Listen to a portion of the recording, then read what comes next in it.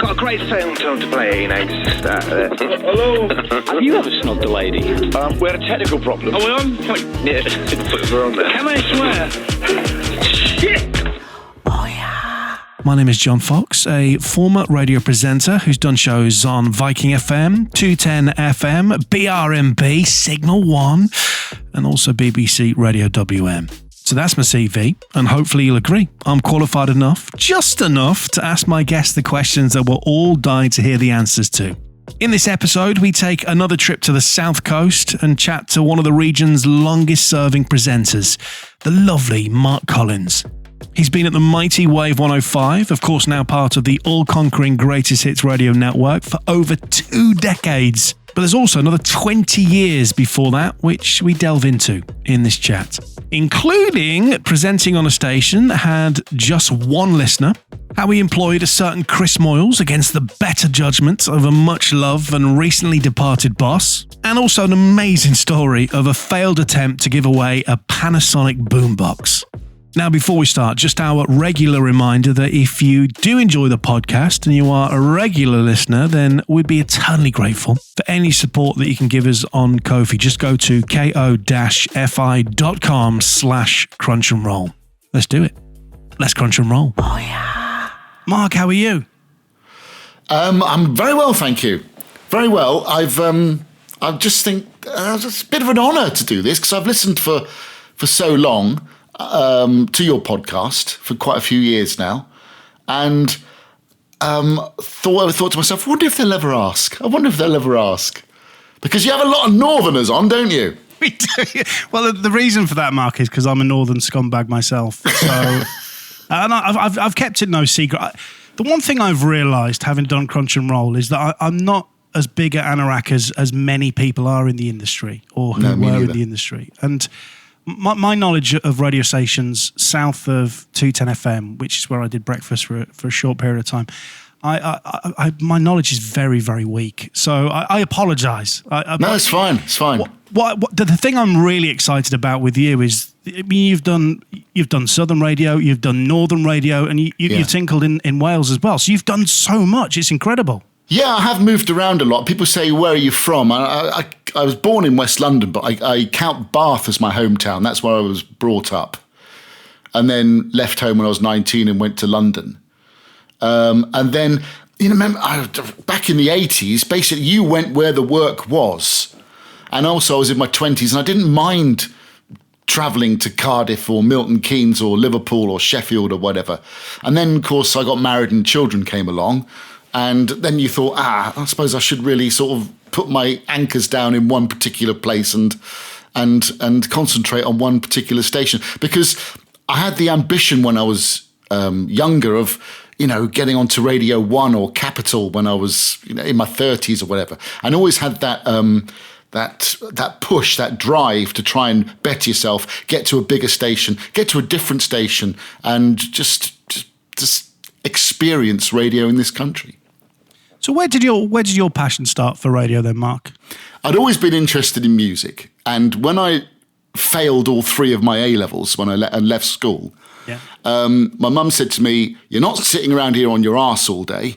You go and get yourself a job, or you go back and retake your A-levels." Well, my heart wasn't really in to retaking my A-levels again, so I went up to London and got a job.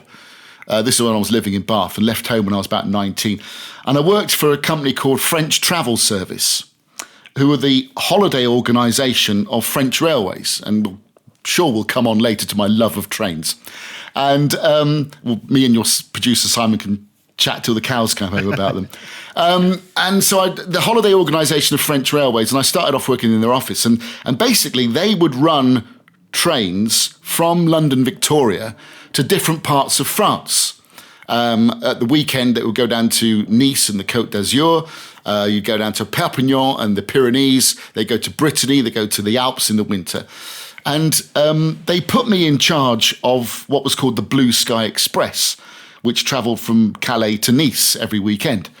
And it was just massive train. It was like 17 coaches long with a bar discotheque carriage, couchettes, sleepers, And I was like in my early 20s, and it was all for British holidaymakers, this train. So people would come from all over the country, meet at Victoria. Me and a couple of other guys would meet them then. And I'd make the announcement on the train between Victoria and Folkestone saying, have your tickets and passports with you, leave your luggage here. The next time you see your luggage will be in Boulogne or Calais or wherever.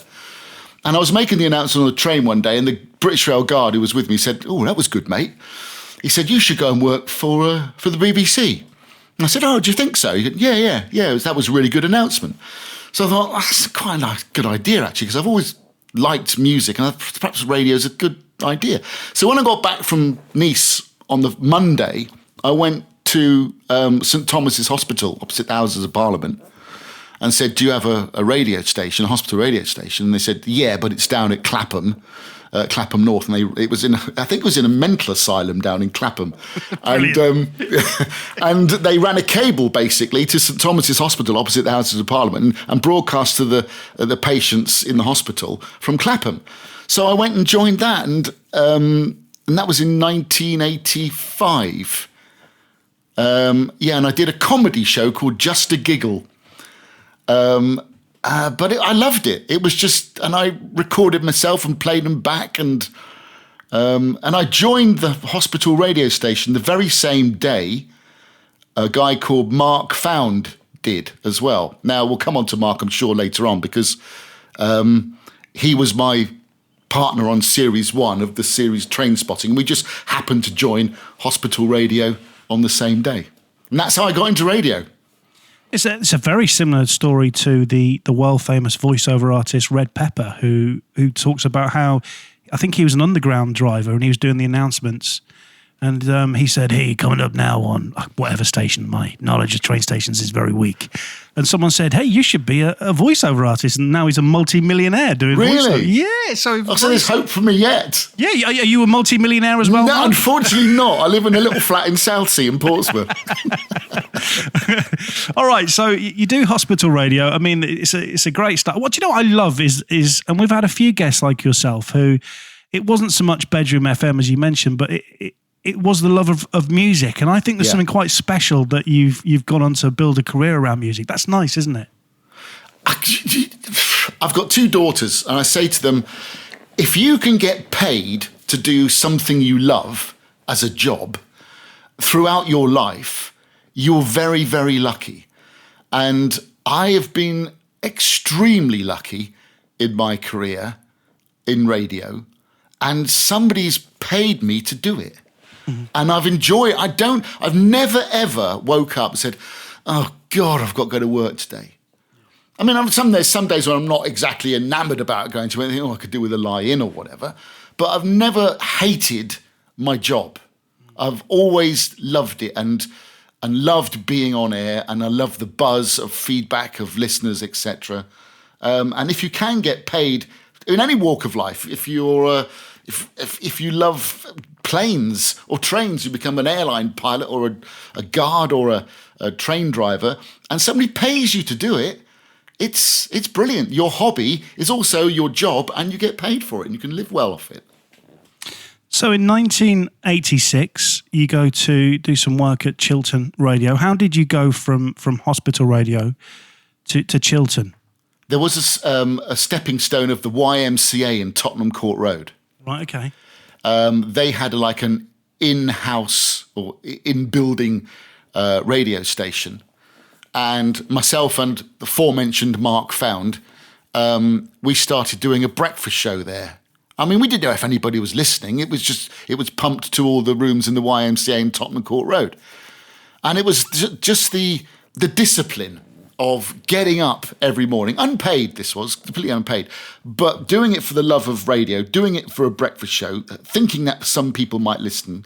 And the two of us did this breakfast show at the YMCA in Tottenham Court Road. And of course, this is like, I don't know, 1985, 86. And you recorded your shows, you made tapes, and you sent them off. And I sent one to Chiltern, and Phil Fothergill, the programme director there at the time, he replied and said, "I need somebody to do weekend overnights non-needle time in those days as well. So you could play live versions of songs, and I think you were allowed 1 or 2 needle time songs for PRS an hour. But you had to record it on VHS cassette. Amazing. And it was especially slow recording, so you could get those 2 till 6, those 4 hours would be on like one cassette. And so you had to record it.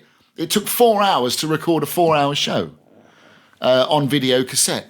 And then the person who finished at 2 would just bung the video cassette in on a Friday night, Saturday morning, and Saturday night, Sunday morning. And it would just play out, and then the person coming in at 6 a.m. would just push stop, etc. But I remember I lived in North London at the time, and you could just get Chiltern on 97.6, just in Cricklewood. And I stayed up all night listening to my own show. I know it sounds terribly egotistical, but when it's your first show on a proper radio station, and it was just amazing to hear myself, on a what I called a real radio station. And then I moved on to Saturday Lates. Martin Day was doing Saturday Lates, and he left to go to Essex. And then I just took over Saturday Late Show. And then from then you make tapes because you improve. And the Saturday Late Show was actually live. So I did it from 10 till 2 on a Saturday night. But you did in 1986. You would just do anything to be on the radio, what was it, £6 an hour you got? Something like that. So a 4-hour show, you get 24 quid. But it wasn't about the money. It was just about saying, oh, yeah, I'm on the radio, me. Yeah. Do you know, I remember, Mike, when I first started getting paid to do weekend overnights, and this was live, and the hours were ridiculous. And I was doing uni at University of Lincoln and travelling back over to the Humber to Hull to do the shows over the weekend. And the point I'm trying to get to, was that I think it was 25 quid a gig, 25, 30 quid a gig. And I was so happy to have a professional gig, the opportunity to be in my hometown broadcasting on an amazing radio station that I didn't invoice for months. I felt really guilty. I was like, I'll do it for free. Don't worry about the money. Yeah. Because you just loved it so much. And so what? £6 an hour. It's not going to make or break. When you're doing one show a week or just a couple of weekend overnights, I can probably imagine not invoicing because you probably had income from another source to live on, because you couldn't live on doing a couple of shows every weekend or whatever. But it was great fun. And then again, from there, I made tapes. And because you were on a proper radio station, when you sent a tape into other stations, they probably paid more attention to you. I don't know if this is true or not, but because you'd already been on an ILR station. And I remember I sent about 5 tapes off, and Tony Ingham at Radio City asked me for an interview, and I went up there. And Peter Milburn at Red Dragon Radio asked me for an interview as well. And I ended up going to Red Dragon May 1988. And that's what I call my first proper job in radio, because I was actually employed by the station on a salary and worked and would go in Monday to Saturday to make programmes for Red Dragon. Yeah, that was good fun. You know, we've only had a handful of guests who've experienced Red Dragon, and that was also an incredible radio station, wasn't it? Yeah, I loved Red Dragon. I had 4 years there, and they were living in Cardiff. I was living with my girlfriend moved to Cardiff as well, eventually becoming my wife in 1991, ex-wife, sorry.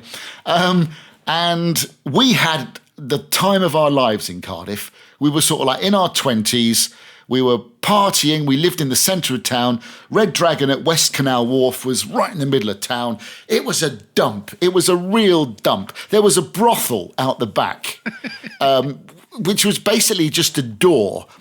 But on international days, when the Welsh rugby team were playing, or whoever they were playing, there'd just be a queue of blokes outside this door, and you could look from the presenter's area at the queue of blokes outside, and you just knew what they were queuing up for. And it's all knocked down now. It's part of the one-way system in Cardiff. But I just loved Cardiff. It was a great party city. And it's even better now since all the redevelopment of the dock area has taken place. But I cut my teeth at Red Dragon, and it was just, again, the money wasn't brilliant, but you didn't care. I'd moved to a new city. I was enjoying being on the radio. Made some great friends there. I'm trying to think of the lineup when I started. It was Mike George was on breakfast. And then we split. The mornings were split. 97.4, the Gwent transmitter was Matthew Rosser, who's now like head of continuity at BBC Wales.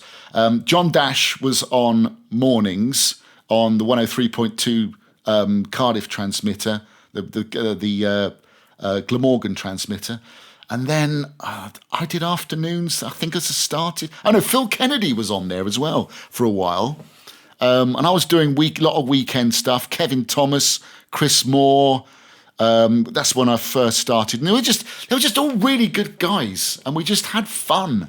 And yeah, it was a really good time. And then you sort of like, you become more ensconced in the station, and I got afternoons eventually, and people come, people go, and it was a party atmosphere. I just remember there was a bar in the centre of Cardiff called Kiwis, and every Friday night we'd all be in there, drinking until 2 a.m. and just having a really, really good time.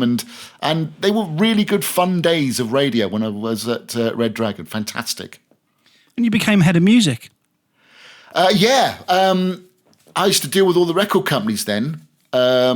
John Dash was sort of like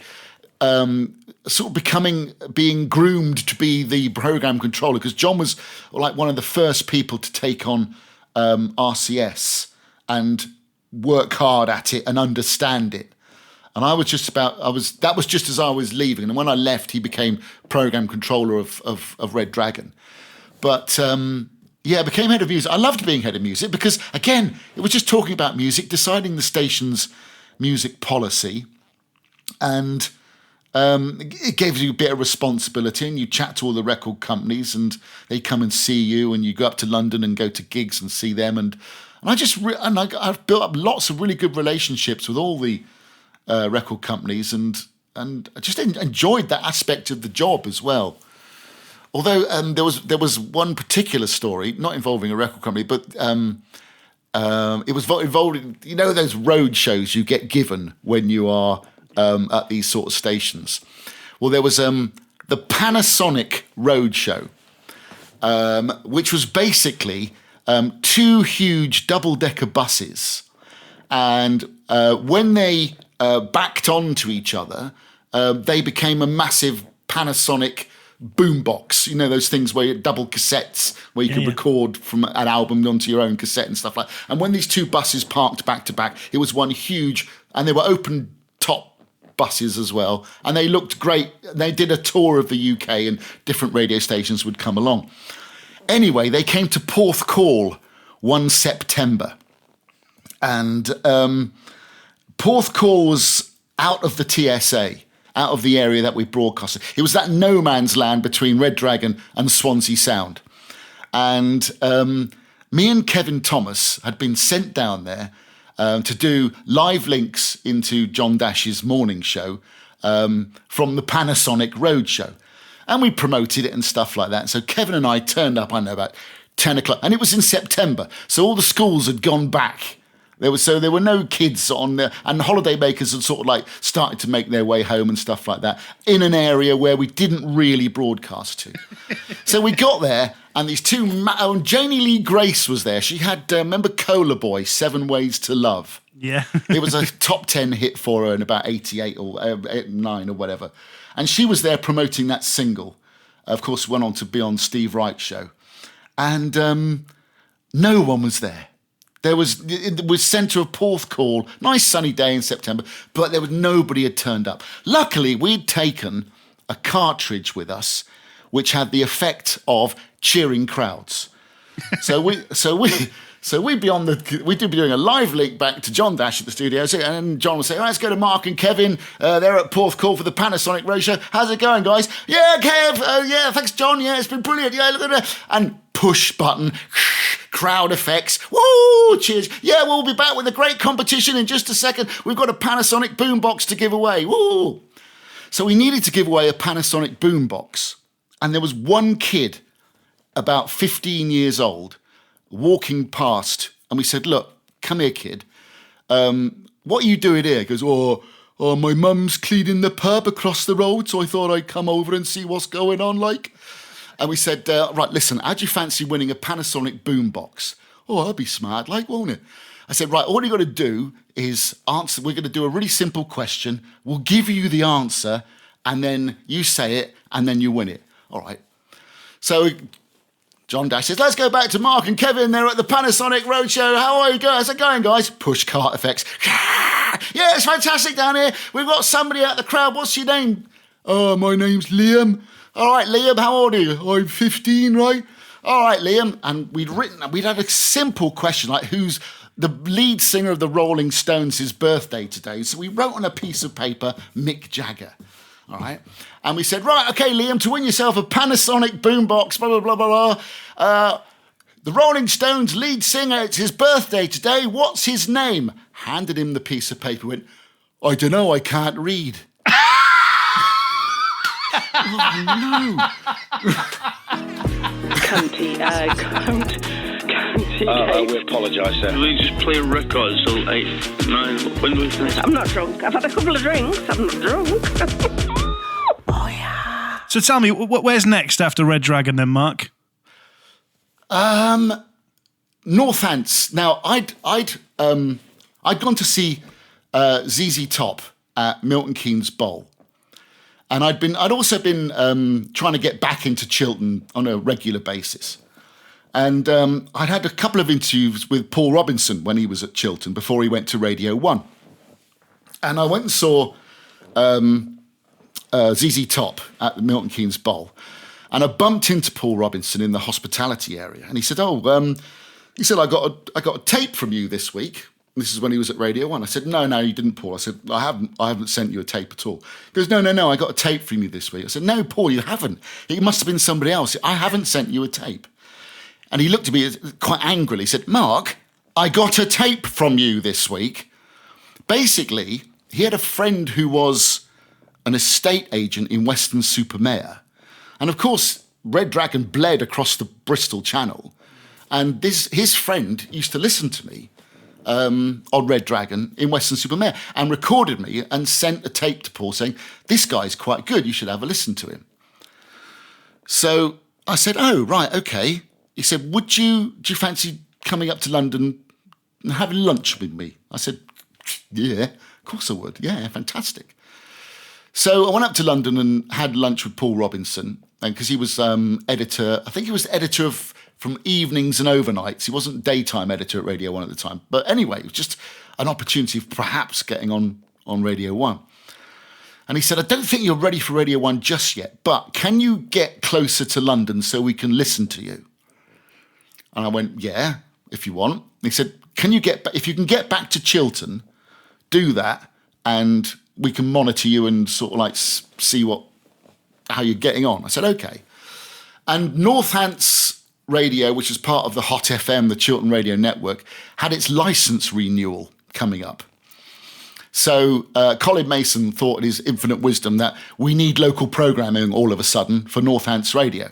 So Carlos was already on Northants, and then basically Steve Power would do mornings, and somebody else, can't remember, it might have been David Andrews at lunchtime and afternoons, but they needed some local programming for Northampton to justify them keeping the license. Yeah. So Carlos stayed on breakfast. I came mid-mornings, I think, and Mark Sadler did afternoons and evenings. And lo and behold, I got the job at Northants and left Red Dragon. So April 1992, that's when I joined Northants. Clive Dickens was in charge in those days.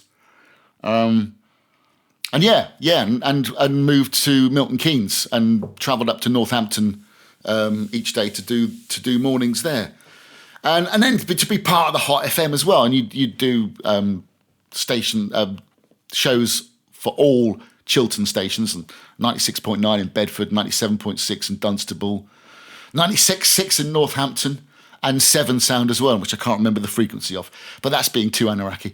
And it was just again being back close to London, and so I left Cardiff after 4 years, and then spent another 4 years at Northants and Chiltern, where I became head of music there as well. It's Clive Dickens went to Capitol, and then Steve Power took over, and then when Steve left, Paul Chantler said, "Would you like to take on Steve's role?" So Paul overlooked the whole of the Hot FM, right. and then I would look after the Chiltern side of it, not 7 Sound or Horizon, but the 2 Chiltern transmitters and the Northants transmitter, and that's where I employed Chris Moyles.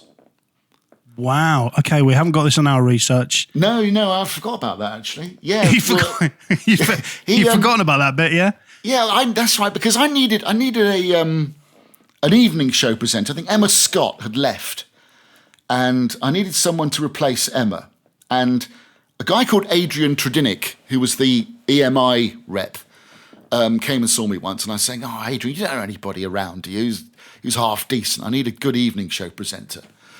And he said, "Oh, have you heard this bloke called Chris Moyles? He's just been sacked from air." And I said, No. He said, "I've got a tape in my car, I'll leave it for you." So he left me a tape, and I listened to Moyles, and he was bloody brilliant.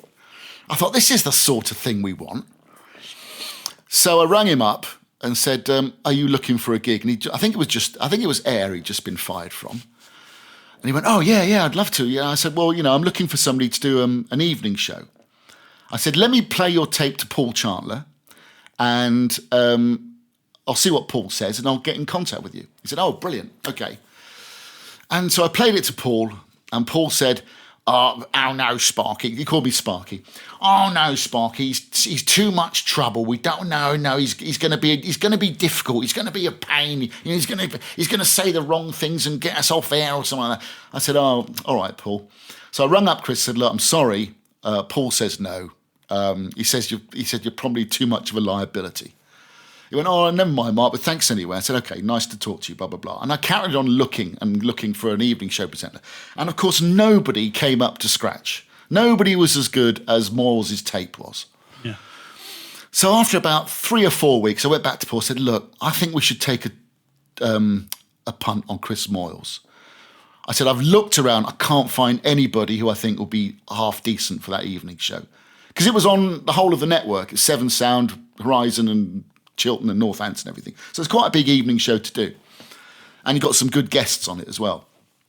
And so Paul said to me, I remember saying, "Right, Sparky, on your head be it.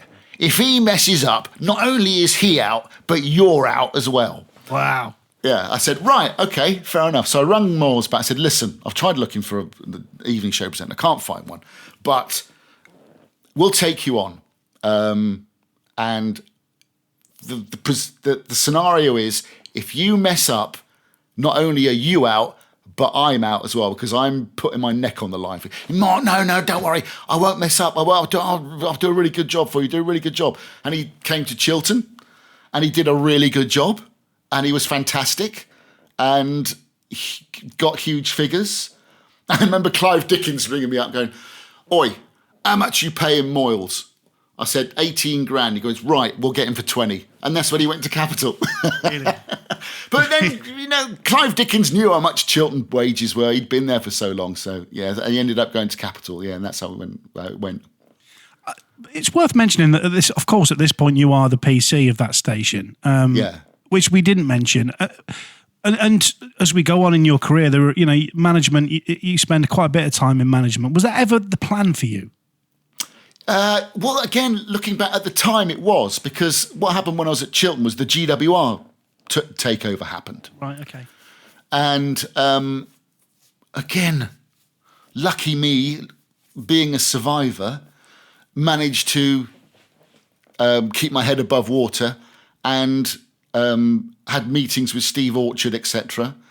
And he said, "Okay, we'll make you programme control of Chiltern, and you have to do the afternoon show as well." we just had a daughter. My eldest daughter was about a year old. So it was like life was like really tough, having wife at home, daughter at home, being PC and doing the show and having to do snoops and stuff like that. And Daryl Denham joined us as well, who made life a lot easier because I loved Daryl's breakfast show. He was so creative and really a great broadcaster. And then the GWR thing came along, and I thought, and how old was I? This was 95. So I was like 33 years old. And I thought, well, I'm 33. I think I should give up this presenting lot and go into management because that's what you do at age 33. So I thought I'll have to go into management. And then they brought in Trevor James because they wanted Trevor to run Chiltern because I don't think they thought I was up for it. And they offered me a PC at Kings Lynn, KLFM.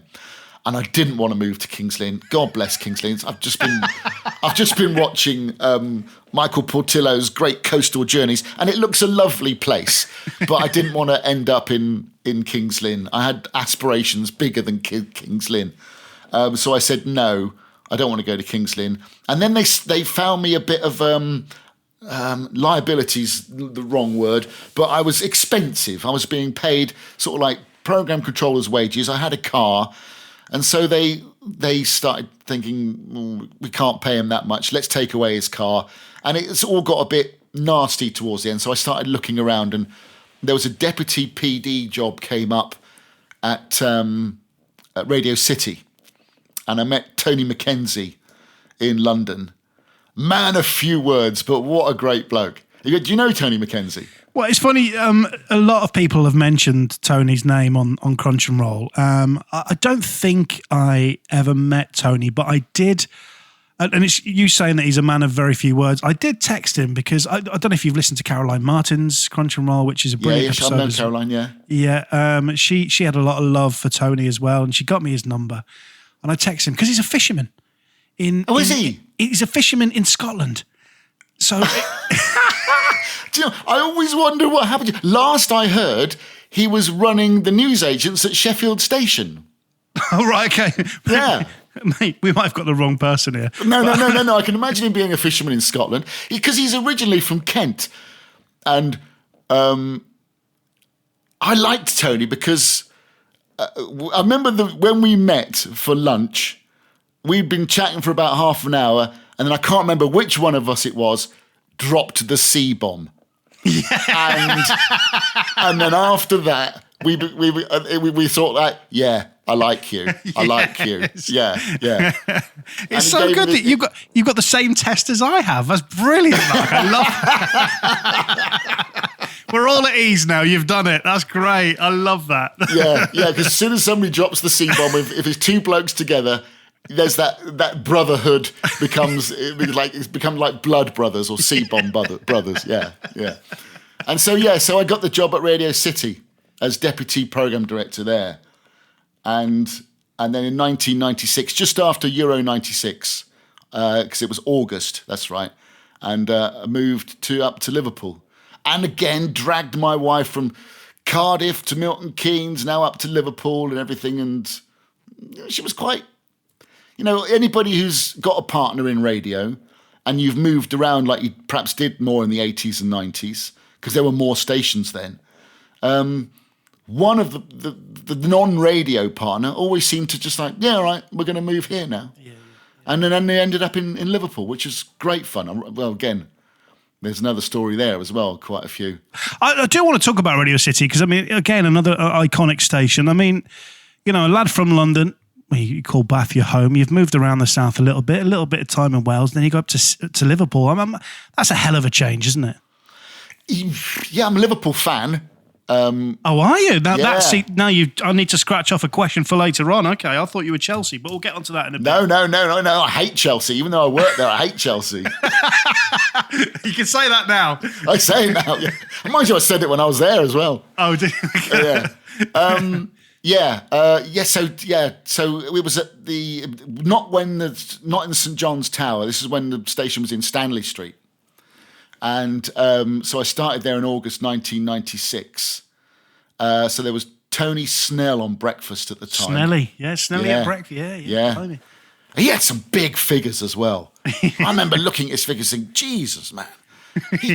He was a thing I liked about Snelly is, or still is, because he's on Merseyside now, but he could talk to little kids, he could talk to royalty, and he could talk to the old lady up the street. He could talk to anybody, and everybody just liked him. He was just one of these affable guys. Although there are two great stories from Radio City. The first one contains foul language of a nature which some people might find disturbing. You crack on, Mark. And it involves Tony Snell. I hope he doesn't mind me telling this story because he comes out of it very, very well. In the studio at Radio City, there was like, you had the desk and there was like a ledge above the desk. And all the presenters would put their coffee mugs on this ledge. And me and Tony McKenzie would say, don't put your coffee mugs there. And the engineers would say, because one day it'll fall off and you will have coffee all over the desk and it'll be a nightmare. As everybody knows, coffee and broadcasting desks do not mix. And every meeting, every presenter's meeting, don't put your coffee cups there. Don't put your coffee cups there. Snelly, of course, put his coffee cup there one morning and it fell off onto the desk. And of course, when it fell onto the desk, it made the desk live. And Snelly said at breakfast time in Liverpool, "Oh, Jesus fucking Christ, it's me." And realised that he'd said it and it had gone out on air. And very, very cleverly came back and said, look, I've got to apologise for my bad language, blah, blah, blah, blah, blah. There's no way I'm ever going to be able to get away with this. Swearing like that on the radio is just...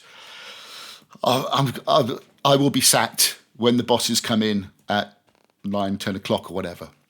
So it's been nice broadcasting with you and stuff like that. It's been great to be working here at Radio City, but this is going to be my last day because I'm going to get sacked when they come in, blah, blah, blah, blah. Got into work. Me and Tony McKenzie shared the same office. There's literally a pile of probably about 8 or 9 inches high of paper from the fax machine saying, don't sack Snelly. Literally 8 or 9 inches of paper, a pile of paper, all in faxes saying, don't sack Snelly. People were ringing up saying, don't sack Snelly. And the thing was, after he said at breakfast time in Liverpool, Jesus fucking Christ, it's me, we didn't get a complaint. Not one person complained. So we didn't sack him because nobody complained. Amazing. After he'd said that at breakfast time on a massive breakfast show in Liverpool, which, as everybody knows, has got like a huge Catholic following there from Ireland, etc. But he got away with it. And I admire his... I don't know if he did it deliberately, if he was... he's a clever lad. He did it whereby he masterminded his own destiny really cleverly and didn't get sacked for saying that phrase on air. And I love this. This is one of my favourite. When we launched Magic in Liverpool, was it 1548? That's right. So launched Magic, and all the EMAP stations at the time were launching Magic. As you probably know, in Hull they were doing that there Magic, as well. Yeah. Hallam were doing it. It became, was it Great Yorkshire Gold? It was, and then it became Magic. Possibly. Yeah. Anyway, so all the AM stations launched at Magic through EMAP. And we decided to have a launch party at a restaurant around the corner from the studios at Stanley Street. And we got all the great and good of Liverpool, like ex-footballers and politicians and musicians and stuff like that, to come to this party. So had like Andy McCluskey there as well, and Jerry Marsden, Alan Kennedy from Liverpool, who I was bored shitless all night because you're Barney, you scored a goal in the European Cup final. Can I stand next to you, please? And we had lots of lookalikes as well, one of which was the Queen. And it was my job to meet this lady at Stanley Street. She'd get changed in like a change room, and then I had to take her round the corner to this restaurant, and she's like dressed as the Queen. So we're walking, and it's not far. It's only like 400 yards or something like that. But on the way round there's this cellar bar. So if you want to go into this pub, it's dive, you had to go down these steps to this really dingy, horrible, divey pub. And so to come out, you had to come up the steps onto the pavement. And I'm walking past with this woman dressed as the Queen, and this pissed up Scouser trips as he's coming out of the pub and bumps into her. And he's pissed. He goes, "Sorry, Your Majesty." and then just wanders off. And I imagine him getting home to his wife and saying, "Hey, you never guess who I bumped into coming out the pub?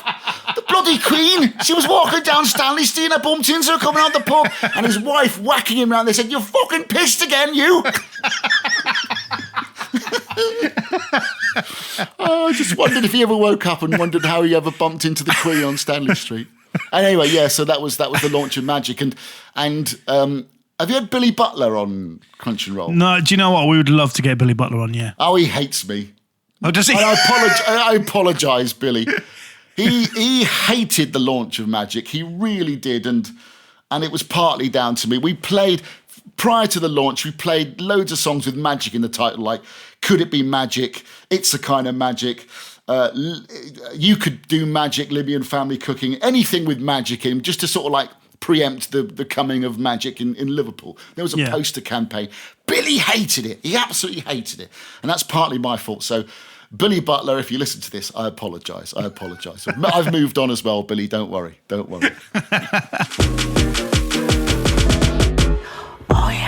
I mean, you only spend a year at City and then you go to Hallam in Sheffield. Again as deputy. I mean, was that a decision of yours or did EMAC move you? No. Okay. No. So what happened was Dee Ford, I think it was Dee Ford, she decided in her great wisdom that myself, Tony McKenzie, and our managing director, Lynn, I can't remember her surname. Lynn, I'll remember it later. So myself, Lynn and Tony moved en masse to Hallam. Right, okay. Now, I left Chiltern to work at Radio City. I wanted to work in Liverpool. I wanted to work for Radio City, but they said, "No, you're going to Hallam." I said, "Well, I don't want to go to Hallam." I said, "You're going to Hallam, otherwise you're going home," sort of thing. So I was like, oh, shit. And again, 2-year-old daughter at the time, and having to tell my wife we're now moving to Sheffield after we just got a house in Frodsham over the other side of the Mersey. And she went ballistic. I went to Cardiff with you. I went to bloody Milton Keynes with you. I've gone to Liverpool with you, and now I'm going to bloody Chiltern. She went ballistic. And so I had to go to Hallam. And Daryl Denham was there as well. So to make life slightly easier, I used to stay with Daryl in his house a couple of nights a week. So I didn't have to commute from where I was living in Frodsham to Sheffield over the Pennines all the time. So that was quite nice staying with Daryl. But I just didn't get on with Hallam. I didn't want to be there. I was forced to be there. I wanted to be at Radio City. And it was my own downfall. I can't blame anybody else. I got lazy, didn't do much, do a few snoops with the guys. And to be honest, as a deputy PD at the time, they're probably thinking, why are we paying this guy all this money? And he does bugger all day. So they said, look, thanks very much, but bye-bye. So that was January 1998. And I got back and said to my wife, I've been fired. Oh, God, bloody hell. And moan. As you can see, I'm not married to her anymore. And I'll be honest, Mark, I'm not surprised. She moved around quick, here and there all the time. I know, bless her. So I thought to myself, look, I love radio. What am I good at? I'm not good at management. I'm crap at management. I can't manage to save my life. I'm too bloody selfish. I look after myself too much. So I decided I'm quite good at presenting. So I thought, I've got to go back to being a presenter. And whilst I was at Chiltern, I had a record company great 2 blags back to back.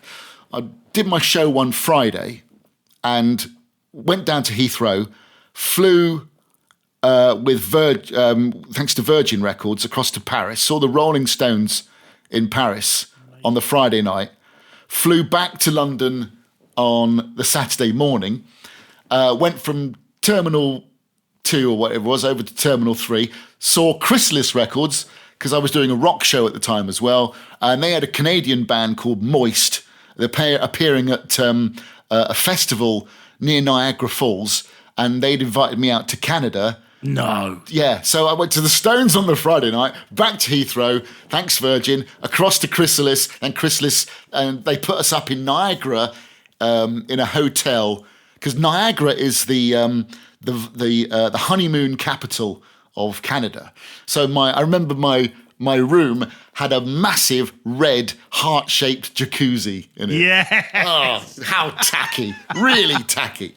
But it was great. We did the helicopter over Niagara Falls and on the boat right up to they're called the Maids of the Mist, and you go up to the Niagara Falls as close as you can get. Anyway, on that trip was a guy called Skins, Jeff Holland, who ran Virgin at the time. Now, after I got the boot from Hallam, me and Skins had got on really well on this trip. And so I moved back down to London from Sheffield and rung up Skins and said, have you got any stuff going at Virgin? Because I'd love to, I need some gigs at the moment. And I was also doing evenings at a station called European Classic Rock, which was based in Maidstone at the TV studios in Maidstone. I was driving, we'd moved back down to London by this time. And so I was driving to Maidstone a few nights a week, doing 5 nights a week, doing Monday to Friday evenings, 6 till midnight. And then Skin said, look, I'm about to fire some people, so can you do overnights for me certain days of the week? I said, yeah, I'll do anything. So I'd finish at midnight in Maidstone, drive back into London, and then do Virgin overnights. Jesus. But the pay was great. You had a national station like Virgin in 1998. Whoa, hang on a minute, this pays really well. Plus, because we were saving up to buy a house as well, because we were living at my mother-in-law's at the time. I was doing traffic and travel on Jonathan Ross's show on Virgin. Again, back to my £6 an hour like I was earning at Chiltern, but this is in 1998. And that was at the top of Centrepoint. Centrepoint at the bottom of Tottenham Court Road was where the traffic and travel was based there. So I was doing that, European Classic Rock, and just filling in any Virgin shows that Skins could give me. But again, it was Mr. Luck here gets the gig at Virgin and was able to then hear about, through Jeremy Clark. Jeremy Clark was doing early breakfast, and he said, you have this new station's opening on the South Coast called Wave 105. I've got a gig there. Subsequently, he didn't. He pulled out a couple of days before Wave started. But I went, oh, right, okay. So I said, who's the program controller? So he gave me the name of Lee Cornell, who was the program controller there. And I contacted Lee. I said, hi, Lee. And Lee is Australian, knows Skins. I said, I've been doing some stuff for Skins at Virgin. Yeah, come on down, let's have a chat. So, and that's how I got the gig at Wave. Jeez. Through pure bloody luck, and they started broadcasting on Sunday the 14th of June, 1998. And the following weekend, I did Saturday afternoons and Sunday afternoons. So I did weekend afternoons at Wave, and that's how I got in at Wave. There's a few things I want to get onto before we get onto your huge amount of time on Wave. Talk about doing traffic and travel on Jonathan Ross's show. I mean, everybody's going to be asking that question. What was that? Did you have much interaction with Jonathan Ross? No, because you recorded it. Right. Okay. So you had to do a national one for the Virgin national transmitter, and then you had to do a London one for 105.8 in London. Right. Okay. So you just recorded it 3, and I wasn't Mark Collins on that. Oh, I was not? No. What, you actually had a different name? I went under Andrew Russell. Oh, did you really? Why? Yeah. Why? Because Andrew's my brother's name, and Russell was our family name when we were born. Yeah, but why did you change the name? Because, all right then, shame. Oh, Shame. The shame of being on proper radio and on Virgin and on Chiltern and on Red Dragon and all these other stations. And now I'm just a bloody... no disrespect to travel reports. I don't mean that.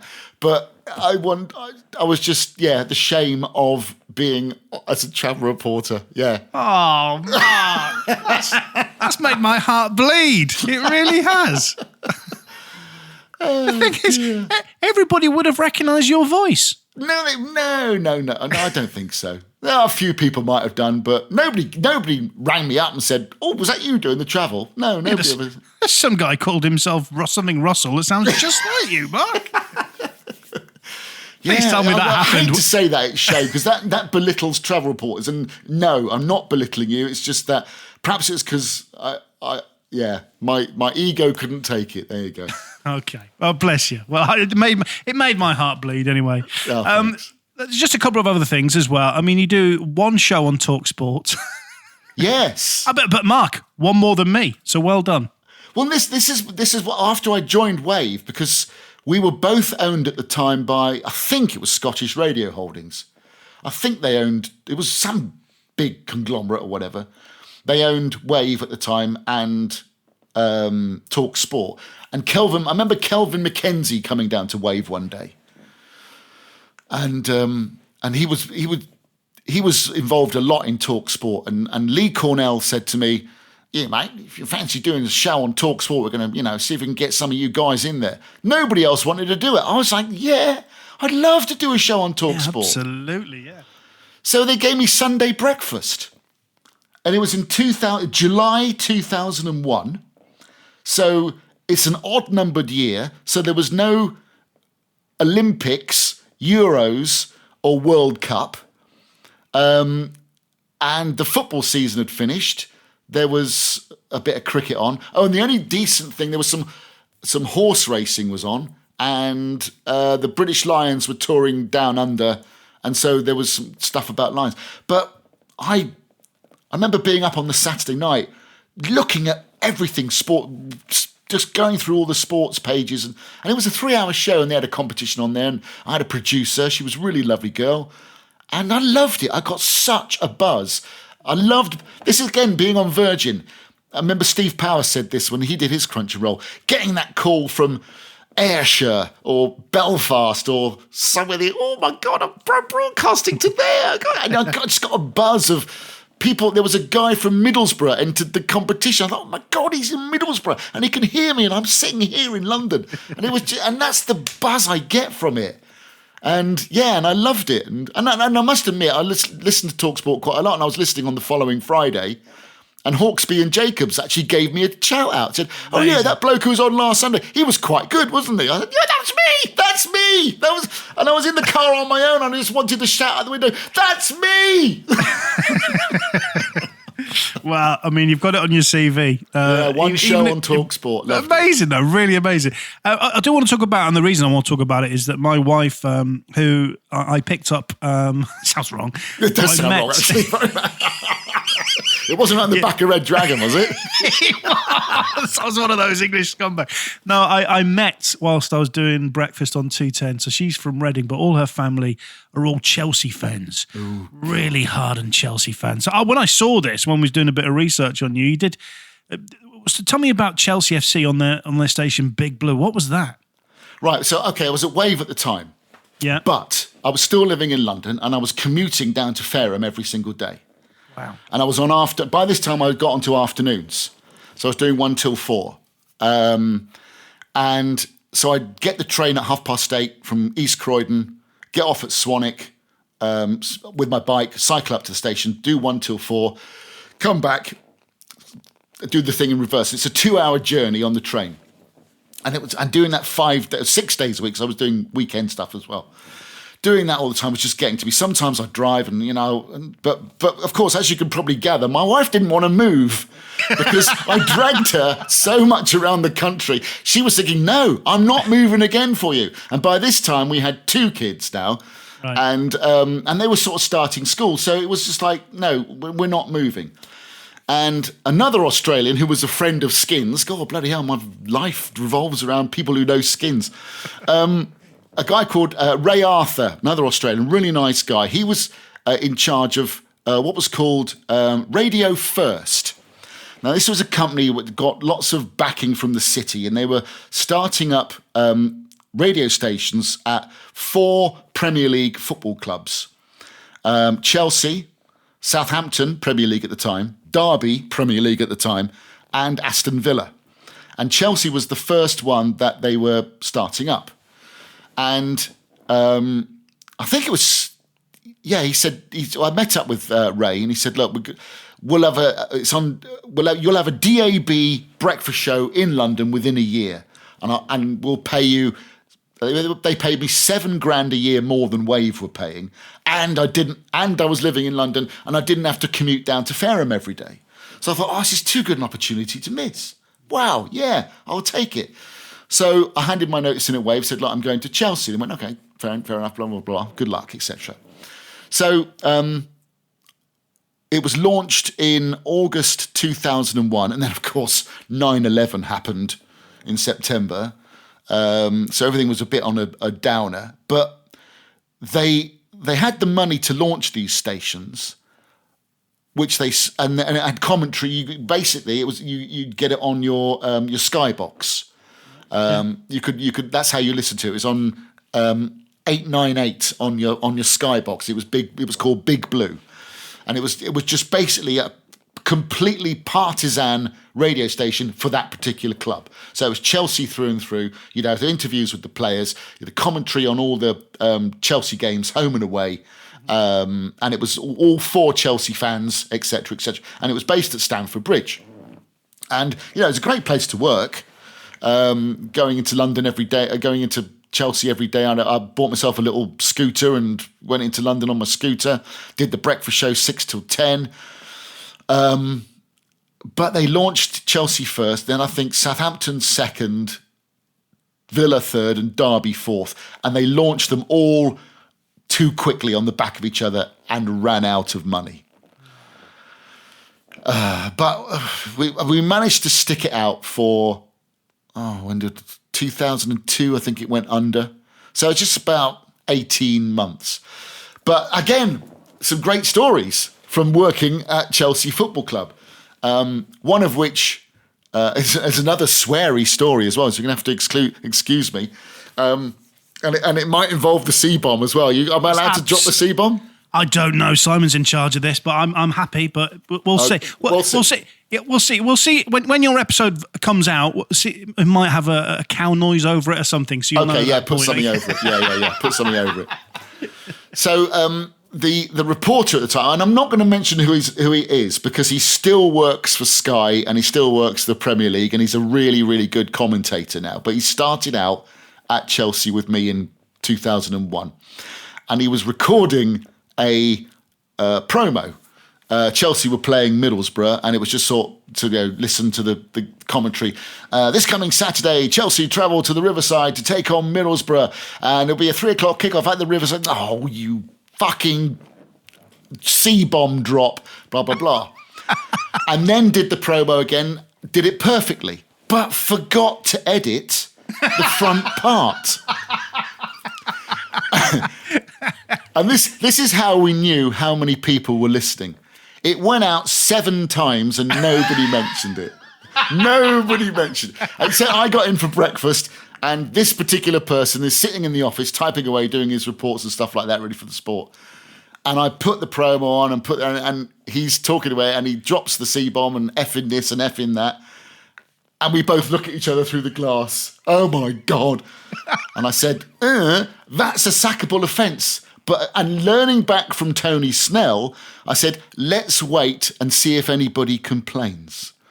And nobody did complain because nobody was listening. No, honestly, we had a competition to give away. We had 2 Chelsea season tickets. Now, Chelsea season tickets aren't cheap. Yeah. They're sort of like, at the time, they were like 800-900 quid or something like that. So to win a season ticket, it was a fantastic prize. And we had 2 to give away.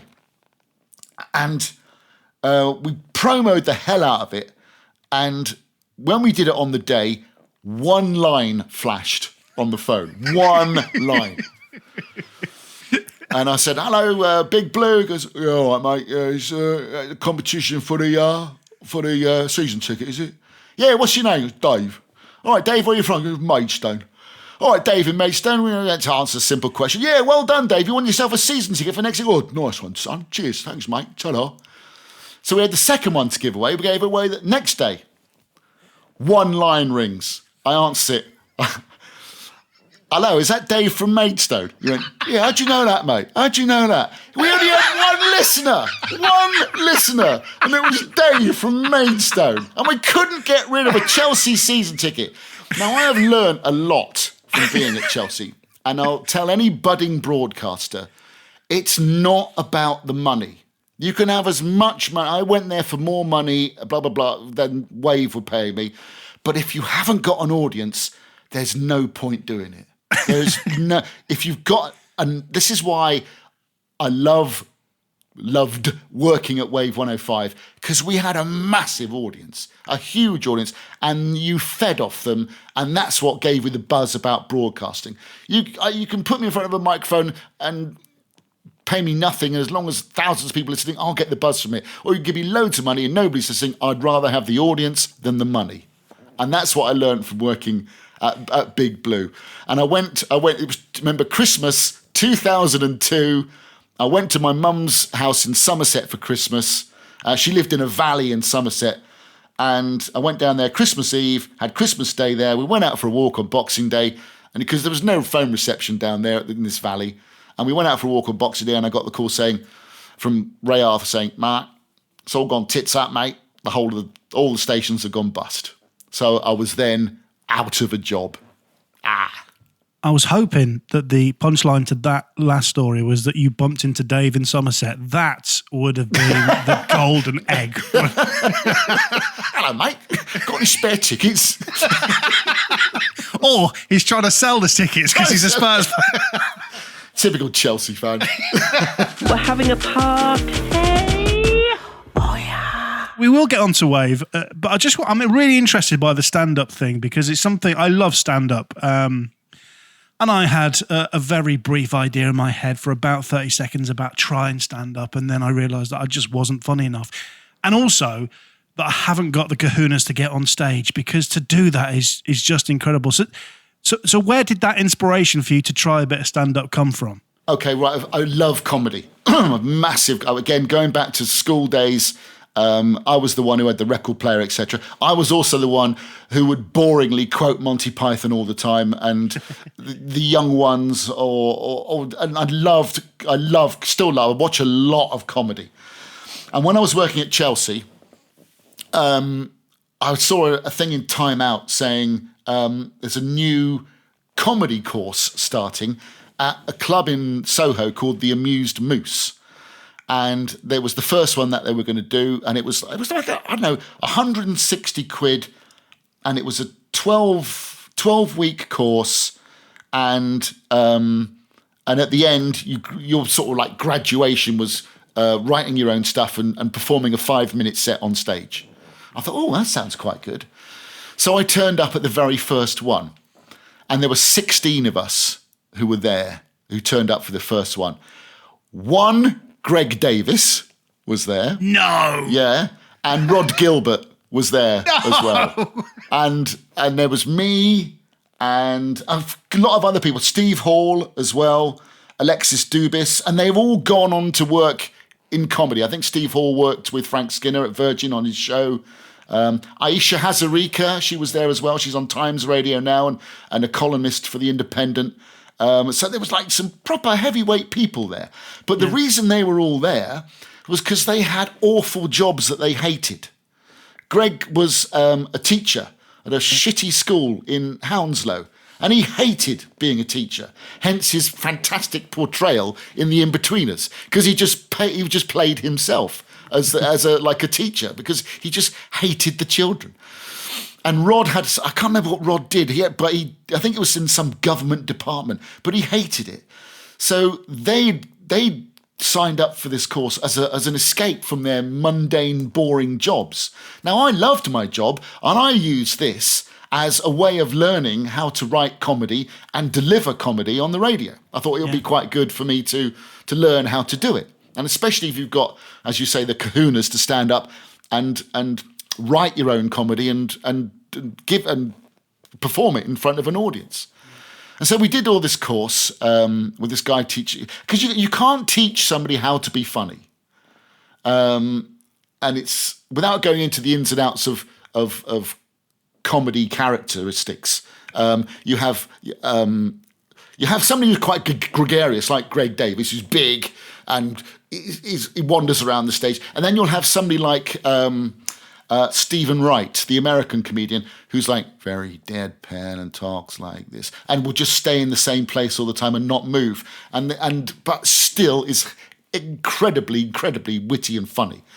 So we learnt all about that, and then we had to write our own 5-minute. Now, trying to write a 5-minute comedy piece was hard work. I bet it was, yeah. Yeah, and we performed it at the Amuse Moose in Soho, and then of course, we'd take them out on the road, and no, I say on the road. You go to open mic nights at certain clubs. There was the Purple Turtle up in Islington, and I did gigs up there, and I enjoyed it. It was good fun.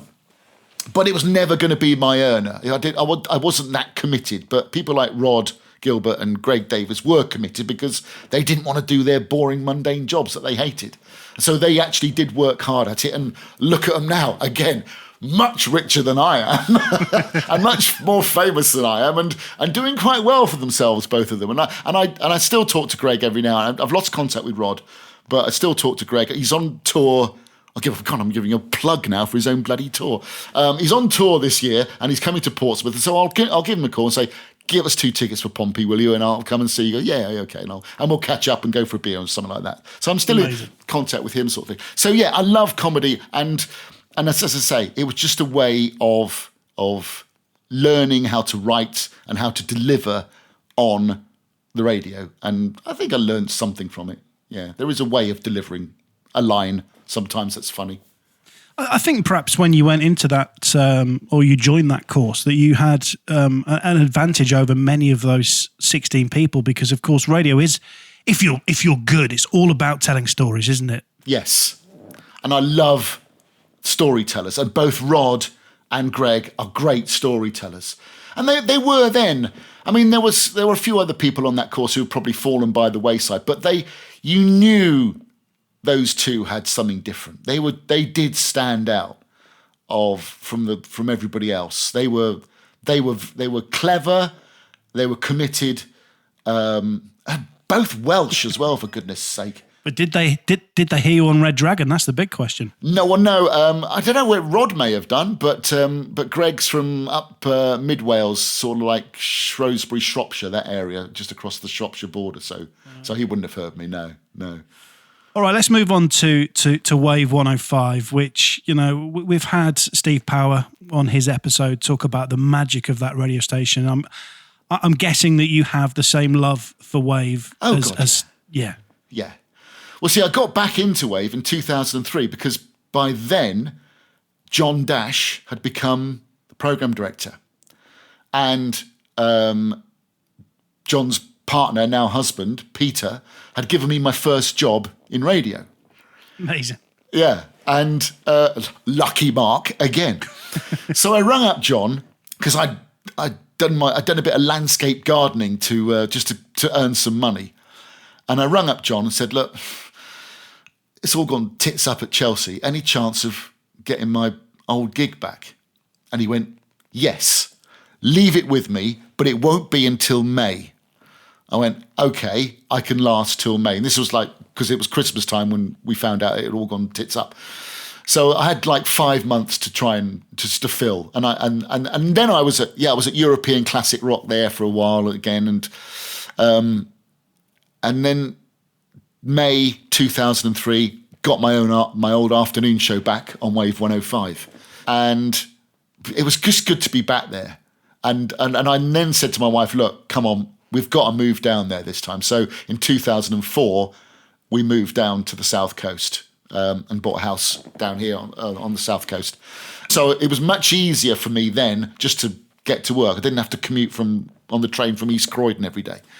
So it was good just to be back on the south coast, and I loved that station anyway. I shouldn't have left, but I only left because of the dirty moolah was attracting me to London, etc. Don't blame yourself for that, Mark. We all would have done that. Don't you worry about it. Yeah. I suppose we have all done it for the money sometimes. But again, I learnt it's not about the money; it's about the audience.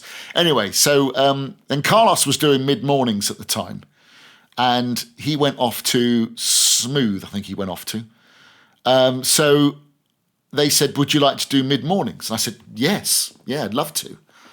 And it was the golden hour. Steve was on breakfast, then me, and then it was on afternoon. It was Simon Clark, and on drive time. Oh, it was on drive time when I first went back there. Can't remember. Oh, Andy Jackson. Of course, it was Andy Jackson. Yes. So a pretty strong lineup then, and it's just. Building up an audience, I mean, because Carlos had left me quite a half-decent audience. And I just worked hard at the golden hour and introduced some features to the show and just built up this audience. Now, I met a couple of people in Manchester a couple of years ago at Peter Milburn's 70th birthday party, funnily enough. Guy called Stuart, who used to work at Wave as well, and is now at the BBC at Radio 2. And he said, the good thing about Wave is you've got the longevity of presenters. Nobody ever leaves Wave. Nobody ever leaves. Once you get there, it's like a lobster pot. You can't get out. You've got the travel news every half an hour, and Kate Weston and Selena Ross were brilliant travel presenters. And it was a point to listen as well. And all the presenters just lived in the area, talked about the area, which is what you've got to do on a regional station as well. And because of the longevity of the shows, people in general don't like change. And they like me to be on 9 till 1. They liked Steve to be on breakfast at the time. And then Rick Jackson came along. He was brought in because Steve wasn't going to do breakfast ever and ever. And we did it for 18 years as it was. And so they knew he was going to leave one day. And so Rick Jackson came along, bedded him in on Drive Time Show. I think he was on some lates for a while and the Drive Time Show. And then Rick and Steve swapped. And Rick's been doing breakfast there now for, God knows, however long he's been there sort of thing, about 8-9 years or whatever it is. And it's just that, and that continuity people like in their radio stations. You chop and change it too much. It's like Watford manager or being a member of the Sugar Babes. You know, it's going to be my turn at one of those jobs soon, I'll tell you. I'm going to be like a Watford manager or a Sugar Babe before I leave Wave 105, as it was. So then people enjoy that. And we just built it up, and we went out and we did our road shows, and we did personal appearances, and we just did everything, and we did it with an enjoyment as well. There was never, no, I'm not doing that. Oh, I can't be asked or whatever. Yeah, I'll do it. Yeah, we'll do that. Yeah, and because it was fun, it had a great team, and all down to Martin Ball, the managing director, who introduced this culture whereby we all looked after each other, and we're not. I don't do digital spy or any of those anorak stuff. I've never in my life looked at digital spy. I don't really know about anaraki stuff. I'm not interested. I sort of keep myself to myself. My job is being on the radio. My job is to get the highest audience figures that I possibly can, to earn money for the sales team, to pay me, and that circle of radio sort of thing. Yeah. And the whole team had this culture where we all looked after each other, we all worked for each other, we all helped each other, and it was just a brilliant place to work. Fantastic. It still is. I was going to talk about now because, of course, greatest hits. Yes.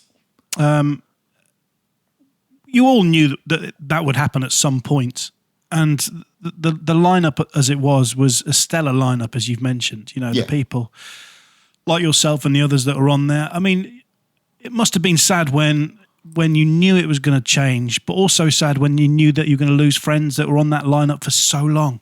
Yeah, of course. Nobody likes change. Not when you're so set in your ways. I've done that mid-morning show for 17 years, which is a hell of a long stint on a mid-morning. But I loved it. It's great. It's great fun. Change is inevitable.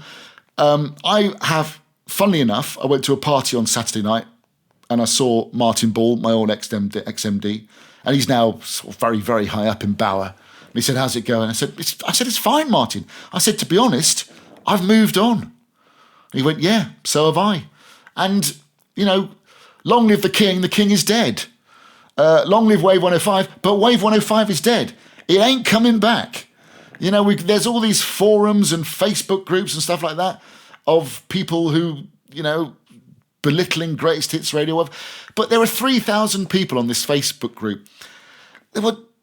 That's less than 0.1% of the Radar audience for Wave.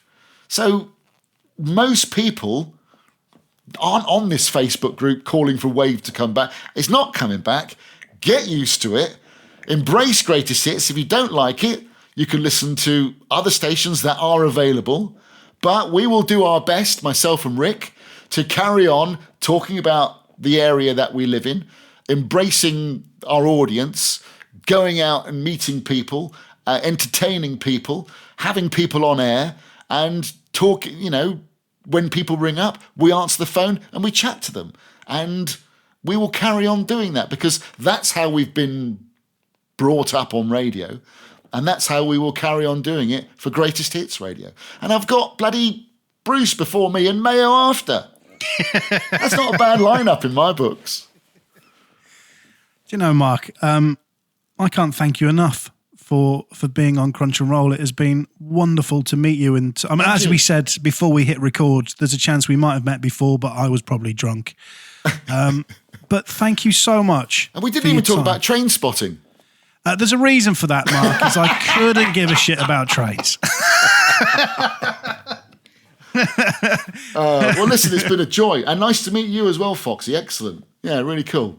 And honestly, I can say this hand on heart, I do really enjoy this podcast. I really do, honestly. Can I ask you a question which I've never asked anybody else before? Of course you can. Why do you enjoy the podcast? Because I can't work it out. Because I enjoy listening to them as well. As a southerner, as I said to you at the beginning, you do have a lot of northern people on. Yeah, okay. Yeah, and having worked in the north, yes, I do know some of them, and I've never met Mike Toolan, but I know of Mike Toolan, etc., etc. And I enjoyed here, and lots of people who I've never met, but I know who they are.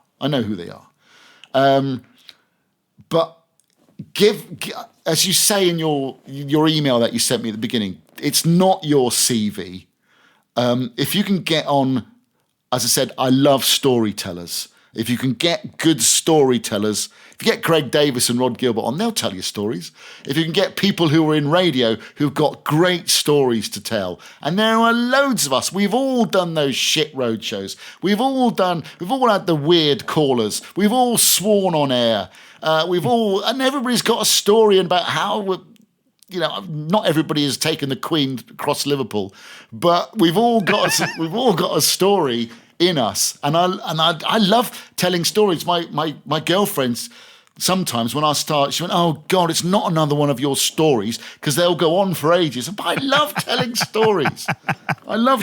It's great fun. I've got to say that your stories on your episode have been up there with some of my favourites. So thank you very much. Thank you so much. And as always, I ask a majority of my guests, who would you like to hear on Crunch and Roll? 3 ex-bosses, really.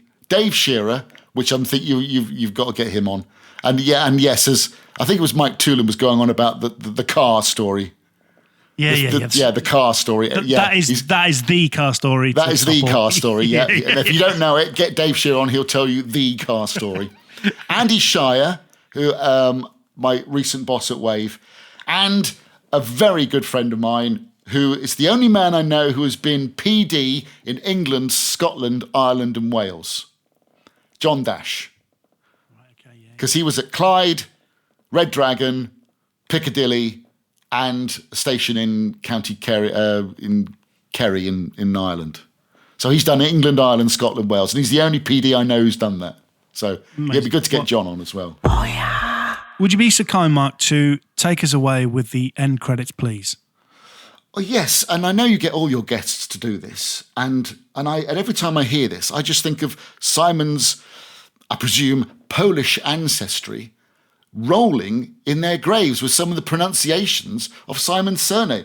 So I'm going to do my best Polish accent, Simon, to hopefully appease your ancestors. You've been listening to Crunch and Roll with me, Mark Collins. Subscribe on your favourite podcast app to get every new episode as soon as they drop. Crunch and Roll is a 969 media production presented by John Fox and produced by Simon Borozowski. Oh, yeah.